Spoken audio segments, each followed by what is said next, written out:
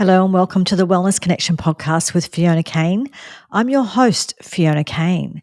Today I'm going to be talking to you about what is affectionately called the dad bod. So we kind of laugh at a man when he starts to get that bit of a paunch and a bit of a tummy going on, and we call it the dad bod, and it's all a bit of a joke. But unfortunately, it's actually not really. That abdominal weight actually does have effects on our health. And it's really, really important to understand what they are and understand that the dad bod is not as innocent as you might like to think it is. And we have this same sorts of issues, slightly different, but a lot of the very similar issues as women. And again, with women, it's not always about whether you're carrying weight, but it's where you're carrying the weight. So if you're carrying weight on your, on your backside or upper arms or those kinds of issues, that might not be ideal, but that's not necessarily metabolically dangerous for you. But when we carry a lot of weight around our abdomen, our tummy, that's the sort of stuff that is attached to organs and things like that. That's associated with fatty liver disease and those kinds of issues, and that is actually a problem. But today I will specifically be focusing on the men and the dad bod, but there are similar issues. It's a crossover thing. But anyway, so in regards to the dad bod, so the first thing to say would be that if you have that issue, if you have that sort of tummy thing going on, otherwise it's called a beer belly, that sort of thing. It is visceral fat. It's the visceral fat it's the fat that's packed around your organs. So I was just talking before about things like fatty liver disease. So essentially what happens is those organs will start releasing various hormones and proteins and things because they've got all this fat surrounding them, and they are things that start to begin to cause chronic inflammation.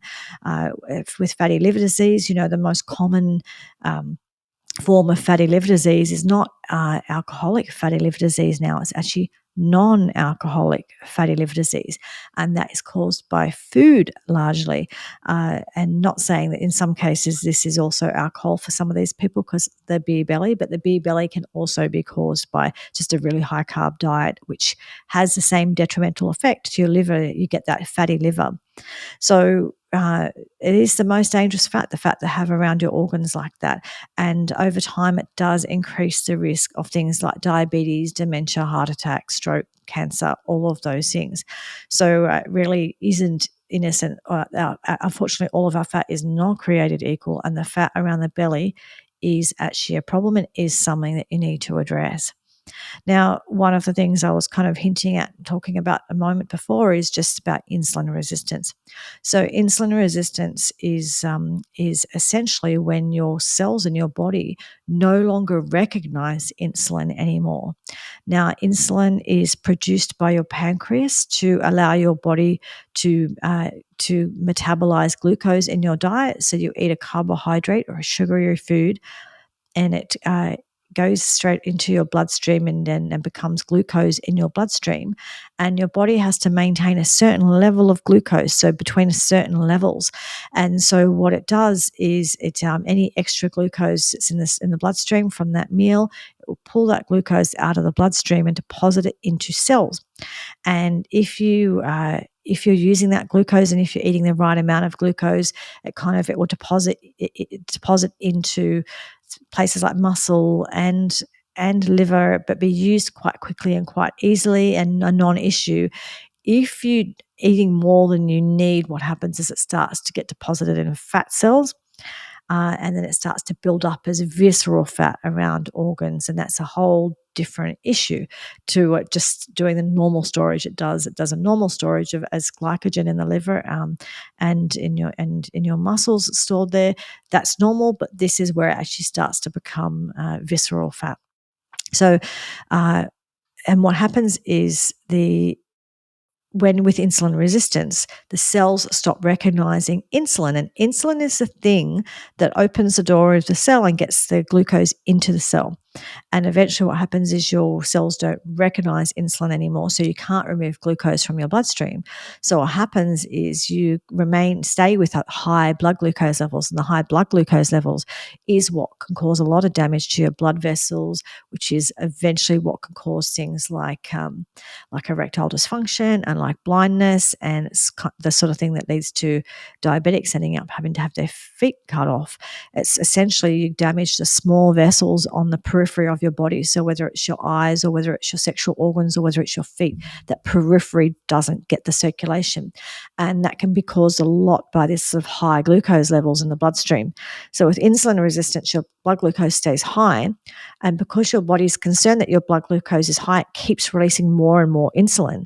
And having a lot of insulin being released into your system is actually quite inflammatory, and you'll end up gaining weight because essentially, like I said, the glucose all just gets stuck into fat cells because your body's trying to get rid of the glucose. It's trying to get rid of, it's trying to sort this problem out. And the best thing it can do is just chuck it in a whole bunch of fat cells.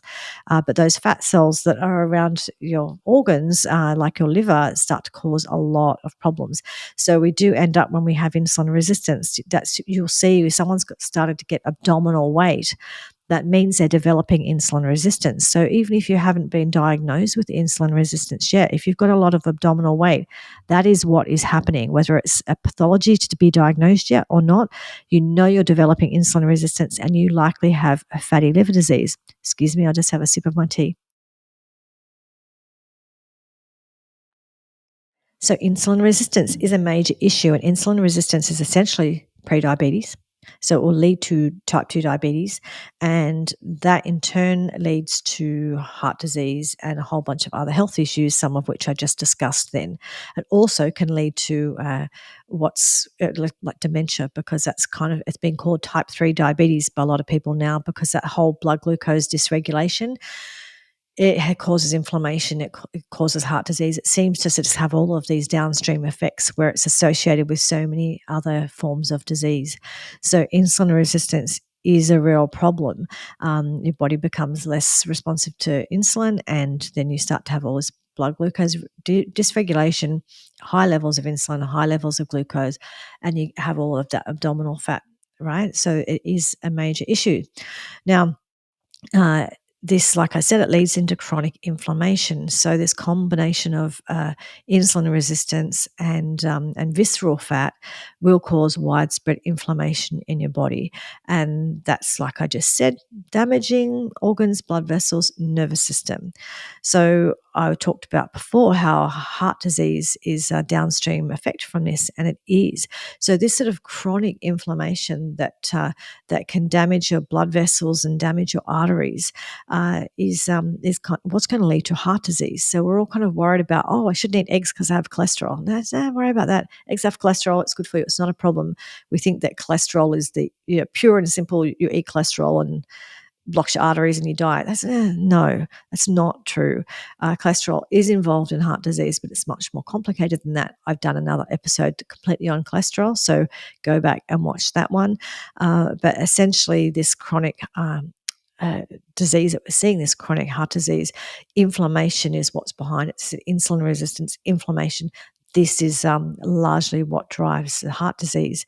So you have a much higher risk of, like I said, stroke or heart attack, that kind of thing.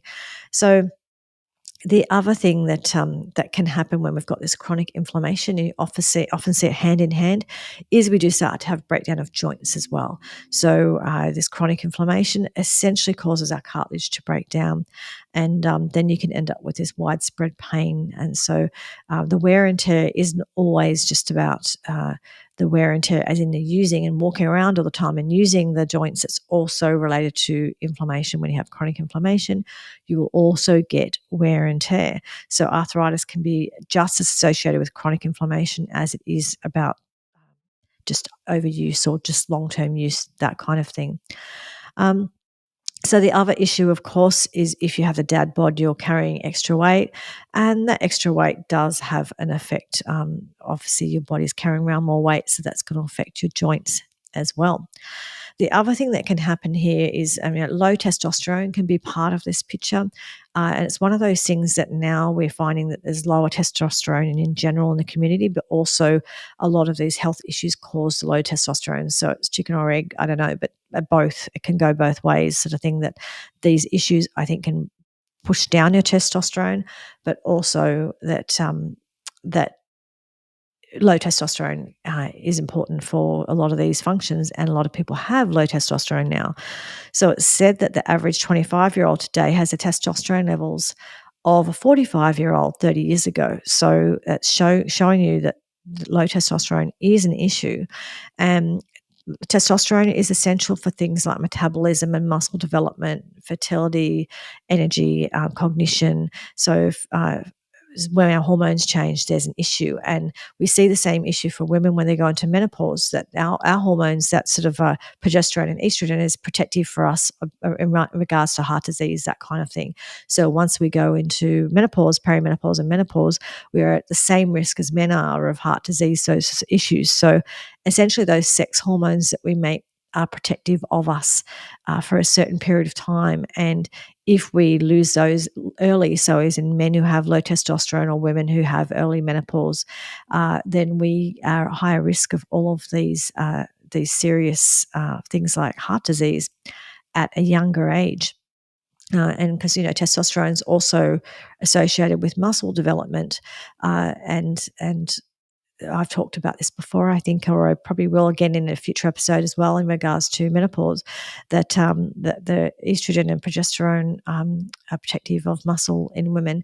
And so if we have that lower muscle, there is a problem there as well, because muscle is active, it helps manage your metabolism and manage your blood glucose levels, and also it helps you to burn fat as well. And if we're low in muscle, and besides, I've talked about it before, but of course, muscle is important for function, for for holding your body upright, for making your body work, for being able to just function and do day to day things, and from stopping you from having, keeping you balanced, to stop you from having falls and things like that. So, so this, if you've got a good muscle mass, that actually is bodes well for getting older, because you're less likely to fall over and break your leg, or break a hip or something like that. So muscle's really important. But when we have this kind of low testosterone, which is more common today, we end up with that. Now, the sorts of things that can contribute, besides, I think, just genetically how seems to be happening generation to generation, the sort of things that can affect this as well. Excuse me, I'll just have another drink. The sort of things that can contribute to this low testosterone are things like, I was talking about beer before. So too much beer actually does have this kind of lowering of testosterone effect. So there's almost feminizing effect on men, which is also why they often get man boobs as well, right? So we see the beer, things like poor sleep, processed food. So it's like when we eat all these processed foods in this high carbohydrate diet, that's kind of what leads to this insulin resistance, fatty liver, abdominal fat, visceral fat, and inflammation, right? So when we have that kind of diet, that's going to cause those issues. Low activity is also part of it as well. So just not moving your body, because move your body, that maintains your muscle mass. You maintain your muscle mass, keeps your metabolism going, etc. But so anyway, when we have this kind of sedentary lives where we're drinking a lot of beer and eating a lot of carbs, so the person is on the lounge with their beer, with their chips, whatever, not moving their body, the testosterone is going to be become very low. And then it sort of feeds back into these things, because then their energy is low, and then overall that's going to affect their mood and their energy and their metabolism, and they going to be less inclined to get off the lounge. And that's where these issues become this kind of catch-22, because over time the issue you have, because it affects your hormones, etc., what happens is your ability to and motivation to want to get up off the lounge, to want to move your body, to want to exercise is reduced, because your hormones that help you feel better about those things are reduced. And when you're sitting on the lounge and you're just eating packaged food and drinking a beer or whatever, you're probably having less protein because you're eating all these like packets of chips and packet things instead. So you're not eating the protein. You need the protein for the muscle. You also need the protein for the neurotransmitters in the brain to have a healthy mood.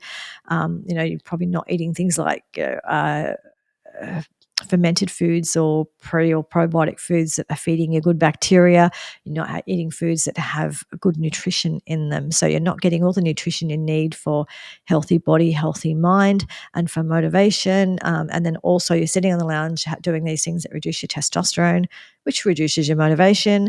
And then, of course, just the fact that you're sitting there on the lounge not doing anything also makes you feel bad about yourself. So you can see this just ends up being, going around and round in circles.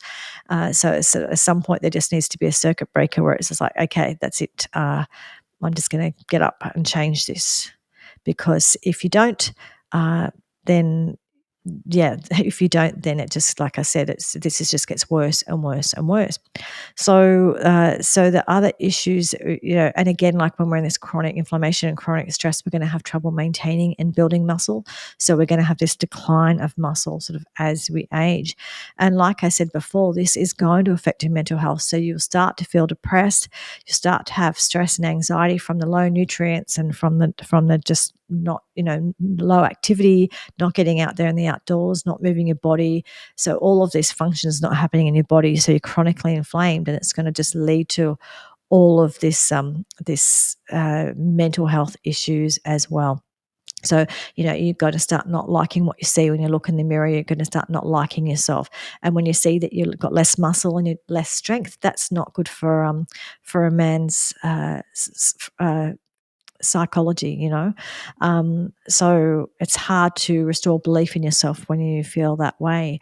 And you've got this poor metabolism now, because once you have insulin resistance, you end up with this laying down a lot of fat. So the body becomes less efficient at burning fat. So you just end up with more and more weight gain. And of course, the cycle, it just goes around and round in circles. When we have this dad bod, like I was saying before, it's associated with this visceral fat and this reduced muscle mass, and the reduced ability to make and create and maintain muscle, because you've got less testosterone, it becomes a big issue. And the other issue that can stem from this is, because this can affect your sex drive, often these people have intimacy issues, and not just your sex drive, but like I was talking about before, if you're actually starting to sustain damage, you might also just have issues with erectile dysfunction and those issues. So what it does start to do is it starts to put big create big issues in relationships and marriages. And this is a big issue for people who aren't with a partner at all, because it's going to reduce their chance of being motivated to find a partner and being able to keep a partner if they're having all of these issues, all of the above issues. And so what's happening now is also is, and this is probably is a whole other episode, but a lot of these men, especially young men today who aren't in the dating scene, a lot of them are kind of turning to porn as a way of managing those parts of their life. And that's not healthy, because porn gets in the way of healthy relationships and marriages. It's so unreal and so unrealistic that people get a really a messed up sense of what sex is and what healthy intimacy is, and that just can be a major issue as well. Look, and the other thing too is you'll often get sleep apnea will come along with this, and it relates to the metabolic issues, also to the weight issues it can be as well. So it's not just weight, but a lot of these issues can start to drive sleep apnea. You have sleep apnea, you're not getting enough oxygen, you're not getting enough healthy sleep, and we know that all drives the inflammation and the same problems and the depression. And so you can see all of this stuff, it just ends up being one big circle that it sort of cycles back in on itself and causes the same problem over and over again. Now, essentially what these men need to be doing is they need to be eating more protein, and they need to be moving their bodies. They need to be exercising, and they need to be lifting weights. They don't have to be lifting 50 million pound weights or whatever. I'm making it up. You get what I'm saying. But they do need to be lifting. They need to get their muscle working. They need to have muscle mass. No, they don't have to be hair men. I'm just talking about just normal muscle mass and things. But that lifting will really, really help that. And just like at any type of exercise initially, they just need to be getting out, going outside, walking, moving their bodies. But they need to be away from the computer screens, away from the TVs, away from sitting in front of the television. The other thing that can contribute to all of this is stress. So a lot of people will end up with this dad bod because they've got chronic stress from their job, and then like I said, all of this leads into everything else. So you have chronic stress that leads back into, it's kind of like this never-ending kind of circuit where wherever you go, it just cycles back in. So that's why I said there needs to be like this circuit breaker where it's just like, okay, I'm not doing this anymore, and you need to sort of start eating the protein, start getting rid of the junk food, start getting off the lounge, get rid of that beer, go out and move your body. And unfortunately, it's one of those things that you know, it's not going to get better by staying in the lounge thinking about it. It's going to get better by getting off the lounge and just moving it. Unfortunately, we just need to get moving, and you could join a local. I know around in Sydney anyway, there's local men's walk and talk groups, but just moving your body in some way, some capacity, just go and walk around the block.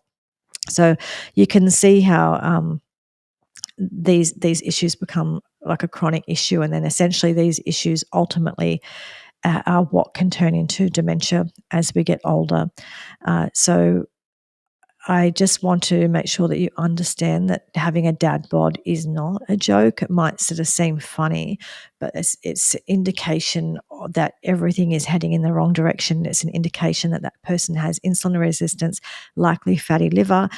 They've got chronic inflammation, and so they're going to ultimately end up with problems with joints, with sleep, with diabetes, with heart disease, with sexual intimacy, and with so many other things.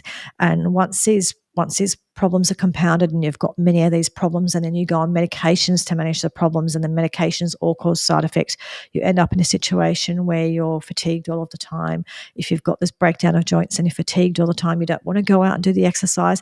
And you can see how this stuff just compounds on itself and becomes a major issue to the point that it's that funny thing, because we have created this longevity that we live for longer now in the Western world, and we can take a lot of medications to keep us alive for longer. But it's not always a life that you want to live. That's often that last 10 or 20 years can be just awful, because it's all of these issues just compounding on top of each other, and it ends up being a very miserable and sad last 10 or 20 years of your life. So my recommendations aren't always about just like, oh, so we can all live to 100 and whatever. It's more about quality of life, and quality of life is going to be majorly impacted by these issues. So if you have the dad bod, it needs to be taken seriously. You need to address it, because if you don't, that sort of the direction you're potentially heading in is going to be really dreadful for you and the family and your family. So take the dad bod seriously. Understand that underlying that is insulin resistance and fatty liver and those issues, and that's what leads to all of the other long-term chronic health problems. So the dad bod is not a joke. Anyway, I would like to ask you please to like, subscribe, to share, and to if you would like to, you can comment on YouTube and on Rumble, and I will talk to you all again next week. Thanks for listening. Bye.